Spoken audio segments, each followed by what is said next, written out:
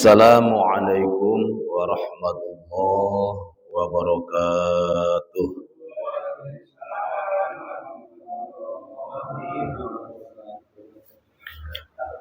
Alhamdulillahi hamdan yuwafi ni'amahu wa yukafi'u mazidah. Asyhadu an la ilaha illallah wahdahu la syarikalah. Wa ashhadu anna sayyidana wa nabiyyana Muhammadan abduhu wa rasuluhu la nabiyya ba'dah. Allahumma salli wa sallim ala sayyidina Muhammadin khairil bariyah wa ala alihi wa ashabihi zawin nufusil aliyah. Amma ba'du, ma'asyiral muslimin wa zumratal mu'minin rahimakumullah. Bil khusus segenap pengurus beserta jamaah Musholla Nuruddin yang semuanya sama-sama saya hormati, dan semoga kita semua senantiasa dimuliakan oleh Allah Subhanahu wa taala. Mari kita sama-sama memanjatkan puja, puji serta syukur kehadirat Allah Subhanahu wa taala yang telah memberikan berbagai macam anugerah serta nikmatnya kepada kita, diantaranya sehat walafiat dan juga panjang umur. Paling besar adalah nikmat iman dan Islam. Sehingga malam hari ini kita semuanya alhamdulillah bisa berkumpul, bermuajahah, bersilaturahim dalam rangka beribadah kepada Allah Subhanahu wa taala. Baik ibadah salat maghrib berjamaah dan juga ibadah thalabul ilmi. Dan semoga segala amal ibadah kita baik yang wajib maupun yang sunnah senantiasa diterima di sisi Allah Subhanahu wa taala. Salawat terangkai salam semoga tetap terlimpah curahkan keharibaan junjungan kita Nabi besar Muhammad sallallahu alaihi wasallam, keluarganya, para sahabatnya, para tabi'in, para ulama, dan semoga bil khusus pada kita yang hadir di Musholla Nuruddin ini dan umumnya kepada segenap muslimin muslimat di mana saja berada. Tentunya harapan dan doa kita semoga di hari kiamat nanti kita semuanya mendapatkan syafaat, yakni pertolongan dari baginda Nabi Muhammad sallallahu alaihi wasallam. Hadirin kaum muslimin rahimakumullah. Insyaallah malam hari ini kita akan sama-sama mengkaji, memahami, dan insyaallah selanjutnya mengamalkan dalam kehidupan sehari-hari, yaitu masalah fikih. Jadi fikih adalah ilmu yang membahas tata cara beribadah kepada Allah Subhanahu wa taala. Baik itu ibadah mahdhah maupun ibadah ghair mahdhah. Baik ibadah yang menyangkut hablum minallah dan juga ibadah yang menyangkut hablum minanas, itu semuanya aturannya dibahas di dalam ilmu fikih. Namun sebelumnya, sebagaimana biasa, ya, sebelum kita melanjutkan kajian fikih, kita awali dengan menazamkan rukun wudu dan rukun sholat. Kita hafalkan terus menerus, jangan bosan-bosan, supaya ya kita tetap hafal, ya. Dan juga semakin dalam, semakin paham, yaitu tentang rukun wudu dan rukun sholat. Kita bismillah bareng-bareng. Bismillahirrahmanirrahim. Niat basuh muka, basuh tangan dua-duanya, ngusap kepala sedikit, membasuh kaki 6 tertib. Niat takbir berdiri, baca Fatihah, ruku tumaninah, i'tidal tumaninah, sujud dua tumaninah, duduk tumaninah, duduk akhir tahiyat akhir, baca sholawat tertib mualat, baca salam yang pertama. Tapi di dalam semua ibadah termasuk wudu itu bukan hanya rukun. Selain rukun berarti ada juga yang sunnah-sunnahnya. Yang rukun adalah apabila ketinggalan walaupun hanya salah satunya doang, berarti batal atau tidak sah ibadah kita. Tidak sah wudu kita kalau seandainya ada salah satu rukun wudu yang ditinggalkan. Jumlahnya yang 6 tadi ya. Yang pertama niat nawaitul wudu'a fardhan lillahi ta'ala, dibarengkan dengan membasuh muka. Yang kedua membasuh muka, ketiga membasuh kedua tangan sampai sikut, dilewatin sikutnya itu afdal, sunnah. Terus yang keempat mengusap kepala, yang kelima membasuh kedua kaki, yang keenam tertib itu apabila ada salah satu rukun wudu yang 6 yang ketinggalan dengan sengaja, maka itu berarti hukumnya wudu kita tidak sah. Adapun selain yang 6 tadi, nah itu berarti hukumnya sunnah. Seperti membaca a'udzubillahi minasyaitonirrajim, baca bismillah, baca syahadat asyhadu an la ilaha illallah wa asyhadu anna muhammadar rasulullah, ini sebelum wudu ya. Terus dilanjutkan dengan doa alhamdulillahilladzi ja'alal ma'a tahura. Baru kita mulai basuh kedua telapak tangan 3 kali, hukumnya sunnah. Dilanjutkan berkumur, itu pun hukumnya sunnah. Ya, dibarengkan dengan ngisep air ke hidung, itu sunnah hukumnya. Baru membasuh muka yang dibarengkan dengan niat nawaitul wudu'a fardhan lillahi ta'ala, atau saya berwudu, atau saya niat berwudu fardu karena Allah. Tuh. Terus ngusap kepala ya, 3 kali sunnah. Yang wajibnya yang rukunnya 1 kali. Setelah ngusap kepala, ngusap telinga itu sunnah. Baru membasuh kaki 3 kali itu pun sunnah. Yang wajibnya 1 kali. Baru setelah beres membasuh kaki kanan kiri, dilanjutkan dengan sunnah hukumnya menghadap ke kiblat sambil mengangkat kedua belah tangan, kepala menengadah ke langit sambil membaca asyhadu an la ilaha illallah wa la syarikalah wa asyhadu anna muhammadan abduhu wa rasuluh. Allahumma ij'alni minat tawabina waj'alni minal mutatahhirin waj'alni min ibadikas sholihin. Subhanakallahumma wa bihamdika asyhadu an la ilaha illa anta astaghfiruka wa atubu ilaik. Wa sallallahu ala sayyidina Muhammadin wa ala alihi washabihi wassalam. Walhamdulillahirabbil alamin.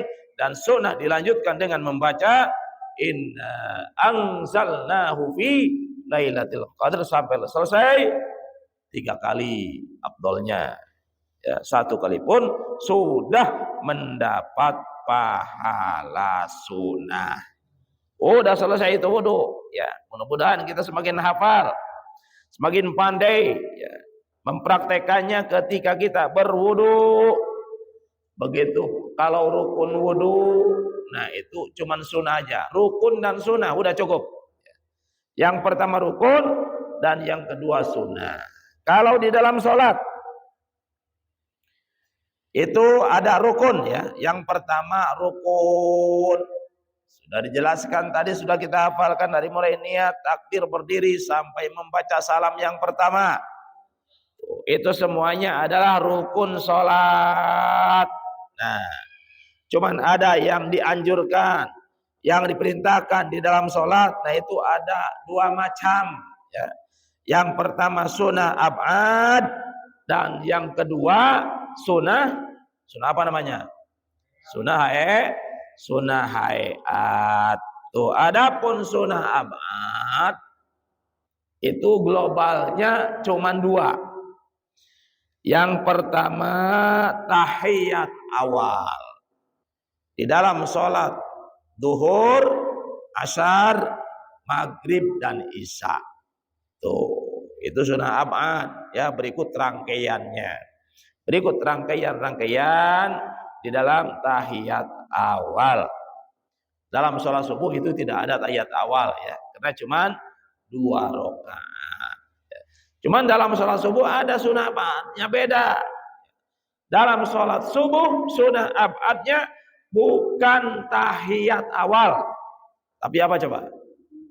Baca doa kunut. Allahumma adini fiman hadait, wa'afini fiman afait, wa tawallani fiman tawallait, wa barik li fima atait, wa qini birahmatika syarra ma qadait, wa innaka taqdi wa la yuqda alaik, wa innahu la yadhillu ma walait, wa la ya'izzu man adait, tabarak rabbana wa ta'ala ais, falakal hamdu ala ma qadait, astaghfiruka wa atubu ilaik.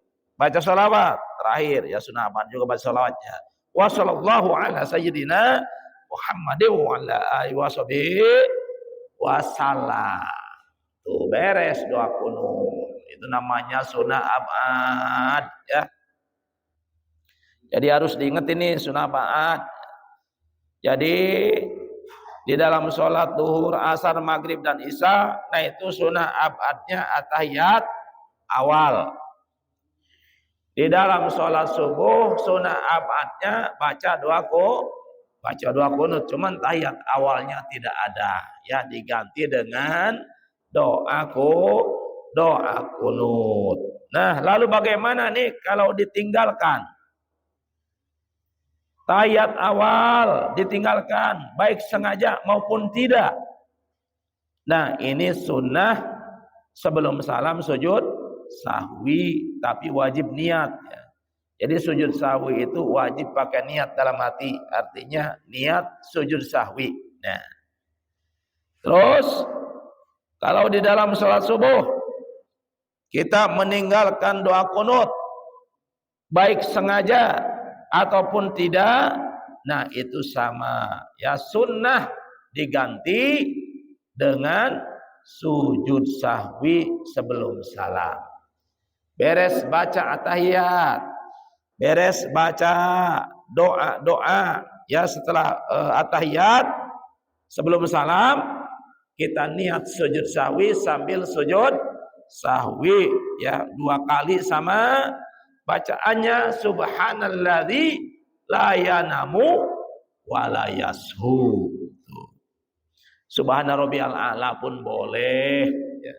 Cuman menurut sebagian ulama yang pas dengan sikon, situasi dan kondisi, yaitu sujud sahwi, bacaannya yang pas itu adalah subhanalladzi la yanamu wa la yashu.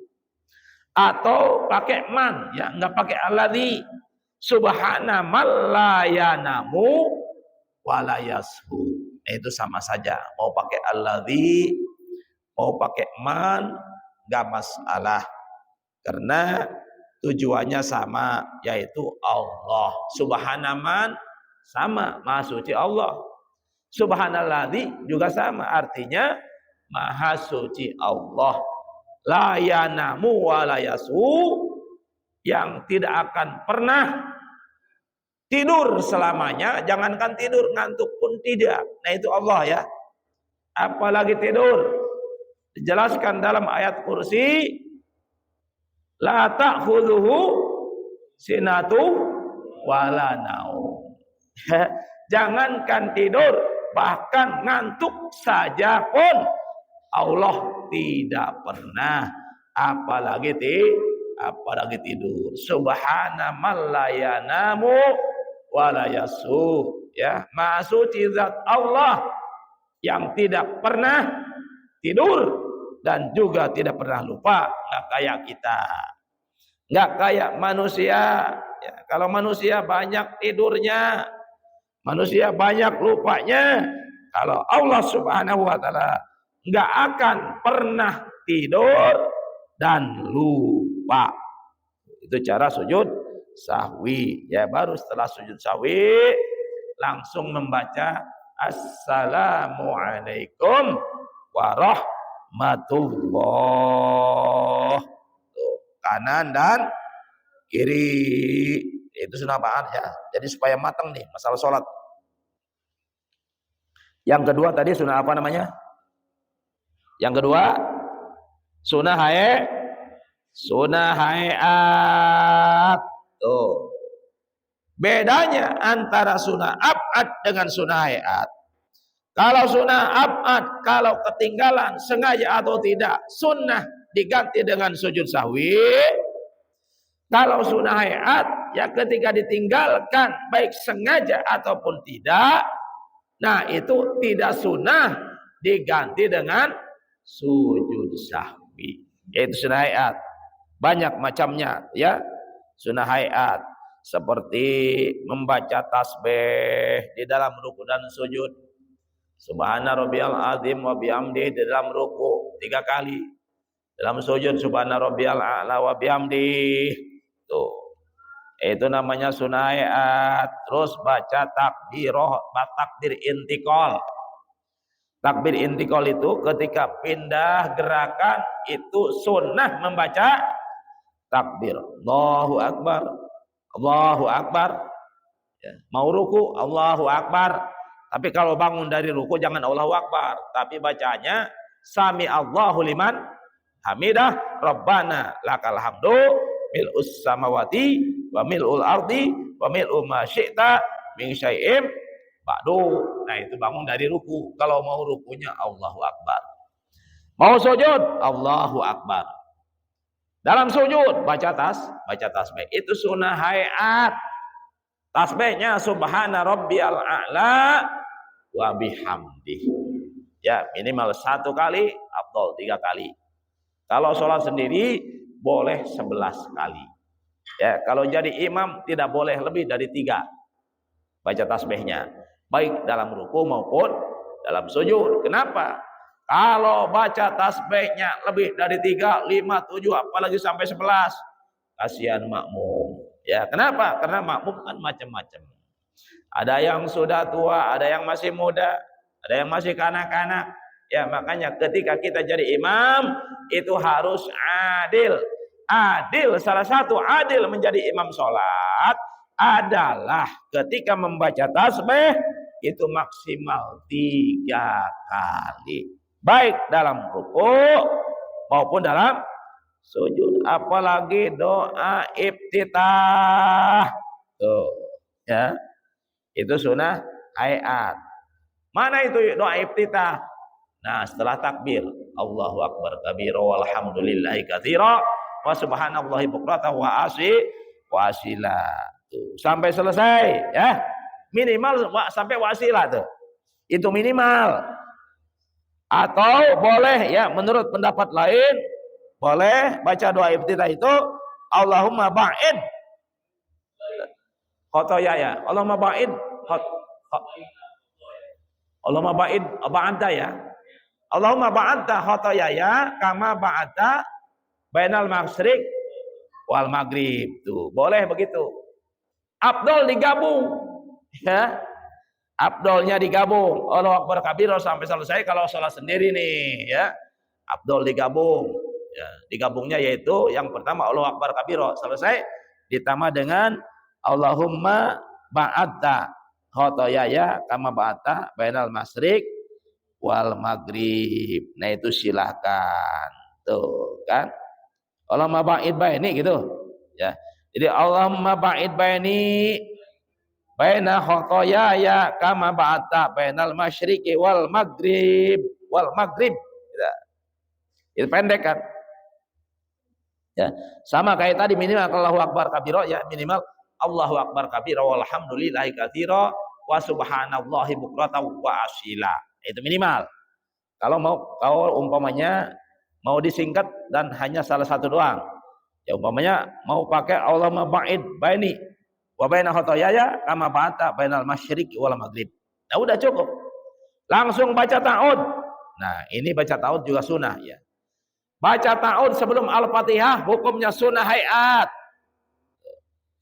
Ya, setelah baca Fatihah baca amin ya. Itu sunnah hayat hukumnya. Cuman sebelum antara Fatihah antara waladhdallin dengan amin. Nah, bagi imam atau bagi sholat sendiri sunnah membaca Rabbighfirli wali walidayya, itu minimal. Afdal Rabbighfirli wali walidayya wali jami'il muslimina amin. Nah, itu afdalnya ya, ditambah dengan wali jami'il muslimin amin baru. Nah, itu bagi orang-orang yang baca Fatihah baik di dalam sholat maupun di luar sholat. Nah, sekarang bagaimana nih si makmum ketika mendengar imam waladhdallin? Kata si imam umpamanya ghairil maghdubi alaihim waladhdallin. Si makmum sunnah baca Rabbighfirli enggak tuh? Enggak, ya jangan ya. Jadi ketika imam membaca waladhdallin, yang sunnah membaca Rabbighfirli itu hanya imam, hanya orang yang membaca Fatihah. Tuh. Lalu si makmum kalau baca Fatihah setelah imam bagaimana? Nah, sama ya. Si makmum pun nih setelah waladhdallin baca Fatihah masing-masing. Nah, itu sunnah sebelum amin membaca Rabbighfirli. Tuh. Apalagi membaca surat. Nah, ini juga sama. Membaca surat adalah sunnah hayat. Baca surat itu tempatnya setelah membaca amin. Baca Fatihah, baca Rabbighfirli, baca amin. Lalu baca bismillah lagi, dilanjutkan dengan membaca surat. Tuh. Terus apalagi kalau pada sholat yang disunahkan jahar, nah itu sunnah jahar berarti ya. Kalau sholat wajib yang disunahkan jahar, nah sunnah hayat jahar. Yang pertama sholat maghrib, yang kedua sholat isya, yang ketiga sholat subuh. Nah, ya, sholat maghrib tuh rakaat pertama dan kedua itu bacaannya sunnah dijaharkan. Sunnah dikeraskan ya, sunnah hayat gitu maksudnya. Ulangi, sholat maghrib dan sholat isya. Pada rakaat pertama dan kedua, baik baca Fatihahnya maupun baca suratnya, itu sunnah hayat dijaharkan. Sunnah hayat dikeraskan. Baik sholat jadi imam atau sholat sendiri. Ya, kalau makmum jangan dikeraskan. Tidak sunnah gitu maksudnya ya. Jadi bagi makmum itu tidak sunnah dikeraskan. Yang sunnah dikeraskan, sunnah hayat dikeraskan hanya imam dan sholat sendiri ya. Tuh ingetin. Sholat apa saja? Kalau sholat wajib yaitu sholat maghrib, sholat isya, dan juga sholat subuh. Lalu sholat yang lain bagaimana? Ada ya sholat yang lain. Walaupun di siang hari sunnah dijaharkan, sunnah hayat dijaharkan, yaitu sholat Jumat tuh. Padahal itu Jumat di siang hari ya, siang hari bolong. Di waktu zuhur. Tapi bacaannya sunnah dijaharkan. Sunnah hayat dikeraskan. Terus sholat sunnah apa? Yang sunnah hayat dikeraskan bacaannya. Yang pertama sholat Idul Fitri, walaupun di siang hari itu sholat Idul Fitri ya, tapi bacaannya itu sunnah hayat dikeraskan, baik sholat jadi imam maupun sholat sendiri ya, sholat Idul Fitri dan Idul Adha. Sholat sunnah apalagi? Wa husufil qamari, dan juga sholat sunnah gerhana bulan ya. Jadi sholat sunnah gerhana bulan itu bacaannya sunnah hayat dijaharkan, sunnah hayat dikeraskan, baik sholat jadi imam maupun sholat sendiri. Kalau makmum kayak tadi sama ya, jadi makmumnya seperti biasa, nggak usah dikeras-keraskan kecuali baca amin gitu kan yang dikeraskan, dan sunnah bareng dengan imam. Terus sholat istisqa ya. Jadi sholat istisqa itu ketika umpamanya musim kemarau panjang 7 bulan atau setahun umpamanya kemarau nih. Nah, ini orang-orang Islam disunahkan sholat istisqa ya, mohon disiram dengan air hujan kepada Allah Subhanahu wa taala. Nah, itu istisqa. Nah, ini sholat istisqa walaupun di siang hari ya. Nah, itu bacaannya sunnah hayat dikeraskan. Itu. Bagi imam ya, ini bagi imam. Ya, kalau makmum ya kayak tadi ya, walaupun sholat istisqa. Nah, ini imam atau sholat sendiri. Sunnah ketika sholat istisqa bacaannya dikeraskan. Terus apalagi sholat tarawih ya di bulan Ramadan. Itu sholat tarawih semuanya setiap rakaat sunnah dikeraskan. Sunnah hayat dikeraskan tuh. Dari rakaat pertama sampai rakaat ke-20. Ini bagi yang 20 rakaat tarawihnya. Bagi yang 8 rakaat sama. Dari rakaat pertama sampai rakaat 8 sunnah bacaannya Fatihah dan suratnya sunnah hayat dikeraskan. Itu sholat tarawih. Jangan sampai pelan-pelan. Terus sholat sunnah witir ya. Kalau sholat sunnah witir, sunnah bacaannya ya dikeraskan itu hanya di bulan Ramadan. Berarti di selain bulan Ramadan itu tidak sunnah dikeraskan. Jadi ingetin sholat sunnah witir. Nah, sunnah hayat bacaannya dikeraskan hanya di bulan Ramadan. Bagi siapa? Bagi imam dan bagi orang yang sholat sendiri. Ya umpamanya di bulan Ramadan sholat witirnya sendirian. Sama ya, walaupun sholat witirnya sendirian, nah itu bacaannya sunnah hayat dikeraskan. Kenapa? Ya karena di bulan Ramadan. Kalau makmum jangan tadi ya. Jadi selain bulan Ramadan, sholat sunnah witir, nah itu biasa saja. Jangan sampai dikeraskan ya. Yang penting keluar suara, gitu kan? Artinya yang penting keluar suara adalah asal kedengaran oleh telinga kita sendiri nih. Ketika kita baca Fatihah kedengaran oleh telinga sendiri. Nah, ini sholat sendiri ya di luar Ramadan nih. Sholat witir di luar Ramadan. Tuh, ketika kita baca surat yang penting kedengaran oleh telinga sendiri. Gitu.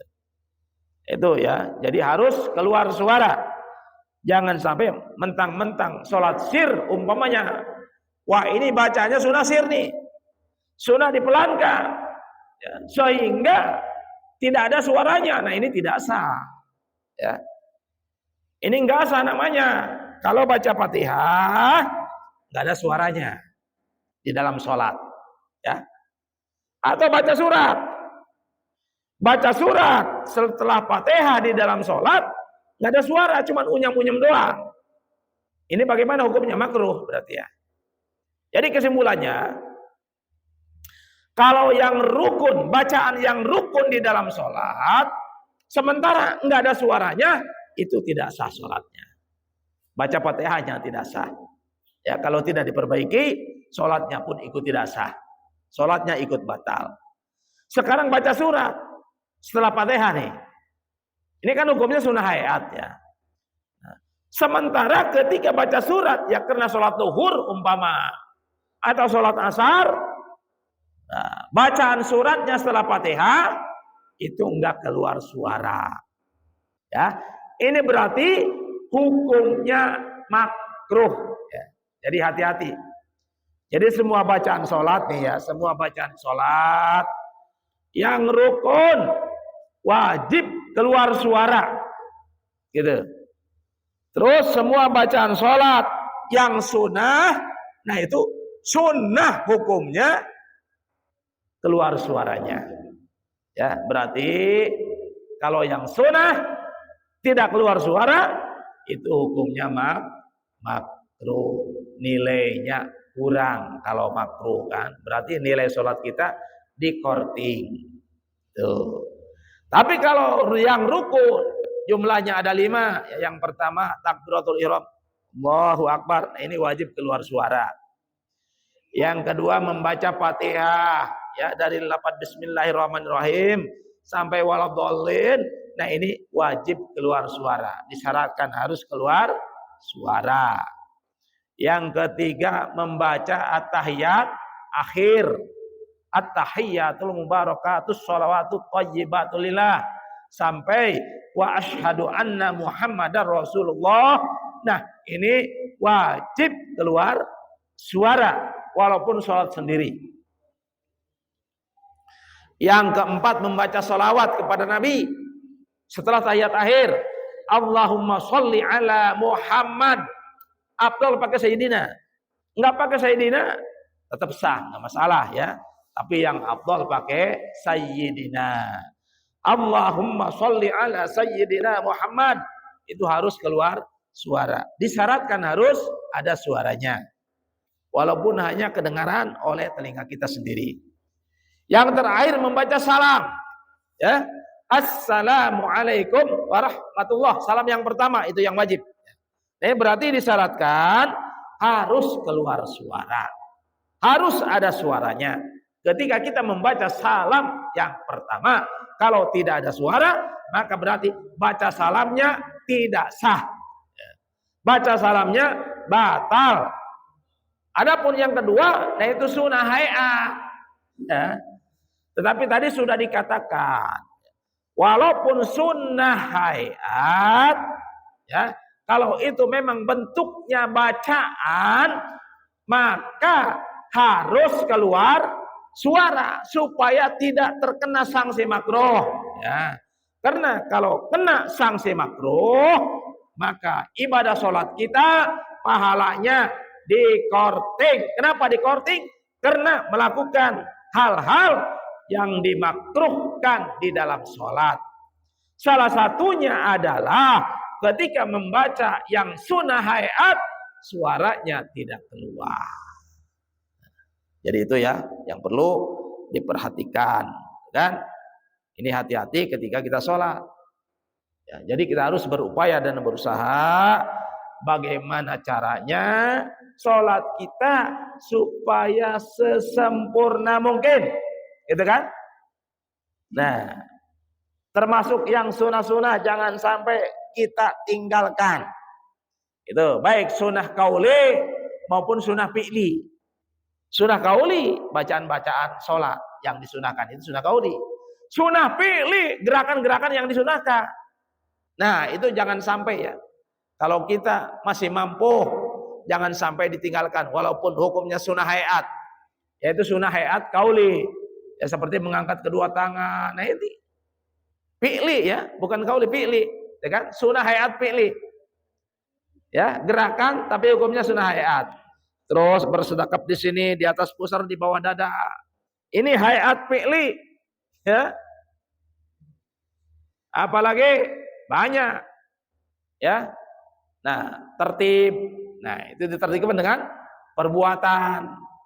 Tuh. Nah, tapi sama perbuatan pun, gerakan pun ada yang rukun, ada yang sunnah. Kalau berdiri itu gerakan kan, berdiri itu rukun. Ruku itu gerakan, tapi rukun. Tapi meletakkan telapak tangan di sininya sunnah. Ya, memegang lutut, ya, menggenggam kedua lutut dengan kedua telapak tangan ini sunnah. Artinya walaupun kita tidak menggenggam betis umpamanya, itu sah-sah saja, cuman makruh.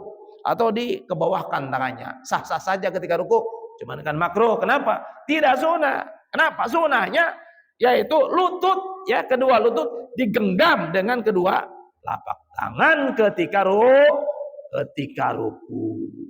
Tuh.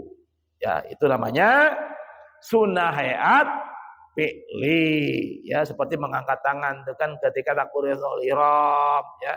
Ketika mau ruku sunnah diangkat di tangan nih, ya. Terus bangun dari sujud, sunnah diangkat ya sujud kedua. Bukan ya, tahiyat awal ya. Kalau bangun dari sujud itu tidak sunnah. Ya. Jadi yang sunnah itu mengangkat tangan ketika takbiratul ihram. Sunnah. Ketika mau ruku itu kan. Allahu Akbar sunnah diangkat. Bangun dari ruku sunnah diangkat. Sami Allah. Yang keempat cuma ada 4 ya menurut kalau yang sahih, bangun dari tahiyat awal. Ya, tahiyat awal, terus kita bangun sunnah diangkat tangannya. Allahu Akbar, baru ditaruh di atas pusar, di bawah dada. Ya, telapak tangan kiri di bawah, telapak tangan kanan di atas sambil menggenggam penggelangan. Kan? Ininya digenggam, itu kan? Terus jarinya ditunjukkan. Begini caranya ya. Ini menggenggam nih. Ini ditunjukin. Begini caranya. Ditaruh di atas pusar, bawah dada, sunahnya di arah kiri dikit. Gitu kan, sunahnya arah kiri dikit. Kenapa sunah ke arah kiri? Ya karena hati memang adanya arah kiri katanya. Jadi hati dari tengah ini ke sebelah kiri. Tujuannya ini menutup hati supaya tidak diganggu oleh setan, gitu maksudnya. Itu hikmahnya, ya. Hadirin kaum muslimin rahimakumullah. Mungkin sekian dan demikian yang bisa sampaikan, yaitu pelajaran fikih. Kurang lebihnya mohon dibukakan pintu maaf yang seluas-luasnya dan mudah-mudahan ada manfaatnya. Selanjutnya ya, sambil menunggu waktu isya, barangkali ada yang perlu ditanyakan ya sekitar tema atau di luar tema, ya silakan ditanyakan. Waalaikumsalam. Silakan.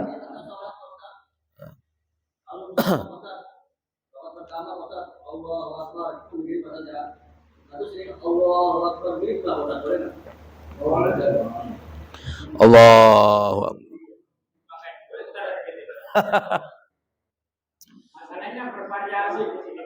Variasi ya. Ya. Ada. Bawah pusar itu memang ada. Ya, memang dalam aturan sedekap ya. Sedekap itu ya sama dalam fikihnya juga variasi ya, khilafiyah atau banyak perbedaan pendapat para ulama ya. Cuman kalau menurut mazhab ulama Syafi'i ya, ulama-ulama Syafi'i, nah itu meletakkan tangannya di atas pusar di bawah dada. Nah itu Syafi'i ya. Kalau di bawah pusar, nah itu di luar Syafi'i. Di bawah pusar di luar Syafi'i, sama di sini nih ya. Itu di luar mazhab Syafi'i ini. Begini nih ya. Di dada ada. Nah itu di luar Syafi'i. Kalau Syafi'i ya di atas pusar di bawah dada ataupun diputar-putar begini ya. Boleh. Ya cuman tidak dianjurkan diputar-putar aja langsung aja ya. Jadi cara tidak disarankan, tidak dianjurkan. Yang dianjurkan Allah ya. Nah ini jempol tangan nih harus pas dengan ini, dengan daun telinga ya. Kira-kira pas, dikira-kira aja. Karena kalau nggak pakai kaca kan kita bingung juga ya ini pasnya mana nih. Ya udah dikira-kira aja nih. Kira-kira ini jempol tangan ke sini nih ya. Kira tuh. Ini dia pas dengan pundak. Allahu Akbar. Allahu Akbar. Bar masih di sini Abdulnya ya. Allahu Akbar tuh. Baru ditaruh, yang kiri dulu taruh. Ya. Enggak, Allahu Akbar masih di sini. Allahu Akbar. Ini yang enak di sini. Jadi karena kalau kita Allahu Akbar ini sambil turun, ini kurang fokus. Ya.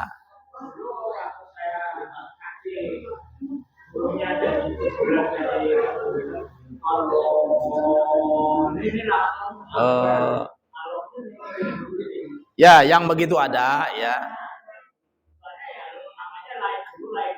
Ya, betul. Memang ada kitabnya juga ya. Jadi ada ulama juga, ada ulamanya juga. Cuman kalau yang saya rasakan, dan ada keterangannya juga ya, ada ulamanya juga, ada kaulnya juga. Yang enak ini begini, yang enak ya, yang fokus, yang lebih fokus. Allahu Akbar. Masih di sini, masih di sini. Allahu Akbar, baru taruh. Jadi hati kita fokus ke niat. Allahu Akbar kan hati fokus. Kalau umpamanya sambil turun, Allahu Akbar. Ini menurut perasaan saya, hati kurang fokus. Ya, hati kurang fokus. Tapi wallahu alam yang lain ya. Ya memang ini dua-duanya memang ada keterangannya ya. Dua-duanya ada dalilnya. Baik yang Allahu Akbar masih di sini, baik yang Allahu Akbar udah turun ke bawah, itu pun memang dua-duanya ada keterangannya. Cuman yang saya rasakan, yang enak, yang lebih fokus adalah Allahu Akbar. Barnya masih di sini tangannya. Ini lebih fokus. Jadi hati untuk mendapatkan niat lebih fokus. Allahu Akbar baru turun. Itu lebih enak dan lebih fokus. Ya, Allahu Akbar baru turun. Adapun yang digini-giniin dalam madzhab Syafi'i itu tidak dianjurkan ya. Jadi langsung aja Allahu Akbar langsung. Saya kalau lihat juga bingung gitu. Oh iya. Saya lihat aja bingung kalau misalnya pakai putar dulu. Saya lihat juga bingung. Iya. Dengan apa? Tapi kalau dia memang punya dalil ya, punya keterangan, nah coba aja kalau memang bisa diajak diskusi, emang kamu ini apakah ada dalilnya atau ada gurunya atau enggak. Nah ini ketika baca takbir, nah ini tangannya diputerin gini. Ya sementara saya belum pernah mendapatkan dalilnya gitu atau anjurannya, tapi ya itu ada ya. Oh ya silakan.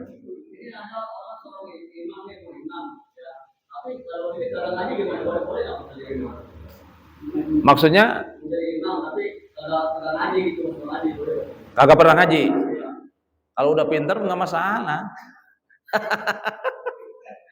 Ya kalau udah pinter rupanya baca Fatihahnya fasih. Tapi yang tetap sah ya. Itu nggak ngaji umpamanya. Jadi imam nggak ngaji, yang penting bacanya bagus. Tapi dia dosa karena nggak ngajinya. Hah? Ya, jadi orang yang tidak pernah ngaji, ya, karena ngaji itu hukumnya wajib, jadi imamnya sah kalau memang bacanya bagus atau umpamanya makmumnya sekelas sama dia. Gitu kan? Nggak masalah kalau sekelas gitu kan. Imam dan makmum sekelas gitu. Itu sah tetap berjamaahnya, tapi dosanya itu karena enggak ngaji ya. Jadi dosanya itu karena enggak ngaji. Kenapa dosa? Ya karena yang namanya ngaji terutama sekali ya, belajar ilmu tauhid, fikih dan juga ilmu tasawuf. Nah, itu hukumnya wajib ain. Ya, hukumnya wajib ain. Setiap wajib ain, nah itu berarti wajib kepada seluruh individu muslimin muslimat. Apabila ada salah seorang yang meninggalkannya, maka itu hukumnya dosa besar ya. Jadi hukumnya dosa besar. Adapun jadi imam, nah kalau memang ia baca Fatihahnya bagus, nah itu enggak masalah. Jadi hukum wajibnya ngaji itu enggak pandang bulu ya. Jadi tidak pandang bulu, yang penting dia orang Islam siapapun, ustadz kah iya, kiai kah iya, itu harus ngaji gitu. Walaupun sudah dipanggil ustadz, walaupun sudah dipanggil kiai, Walaupun sudah dipanggil Abuya, jangankan aduh, Abuya saja ngaji aja tiap hari. Abuya ngajinya bukan tiap hari, tiap waktu. Ngaji terus itu Abuya. Ya, apalagi kita yang bukan Abuya.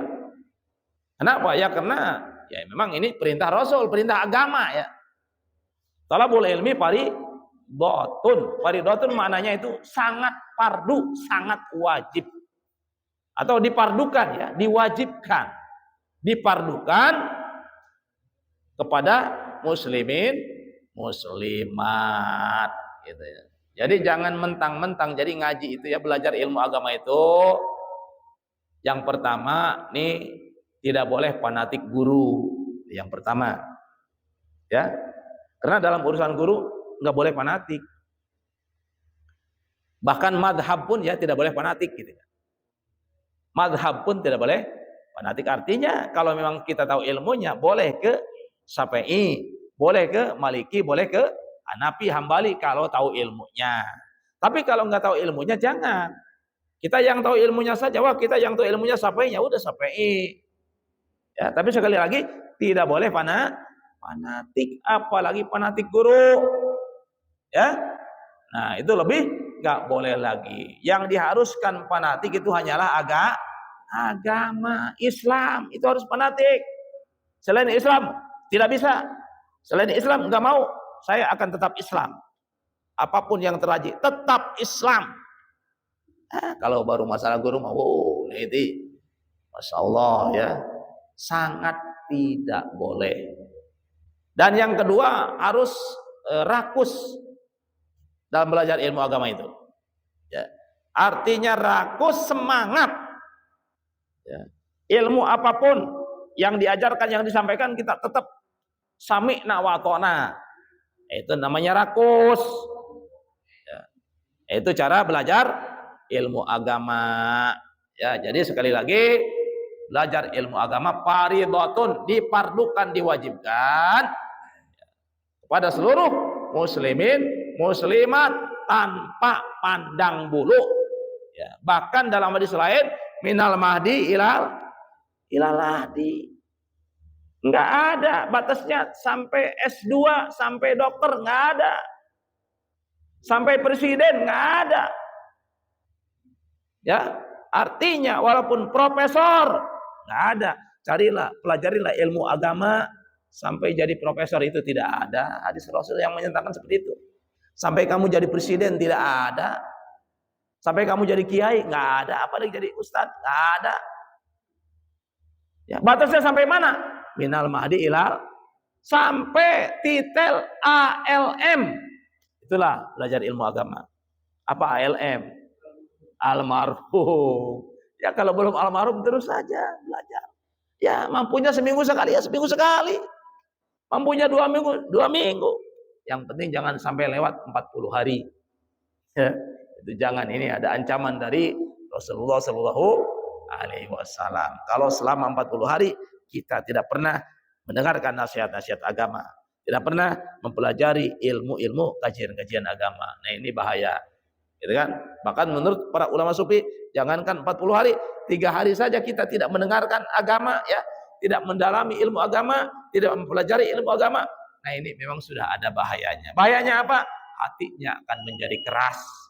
Kalau hati manusia sudah menjadi keras, maka akan lebih keras daripada batu. Ya, kalau hati manusia sudah lebih keras daripada batu, maka nasihat dari siapapun, nasihat dari manapun tidak akan diterima olehnya.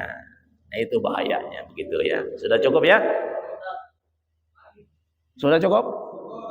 Mari kita tutup pengajian kita dengan membaca doa kepada majelis. Bismillahirrahmanirrahim. Subhanakallahumma wa bihamdika asyhadu an la ilaha illa anta astaghfiruka wa atubu ilaik. Usikum wa nafsi bi taqwallah. Wassalamu alaikum warahmatullahi wabarakatuh.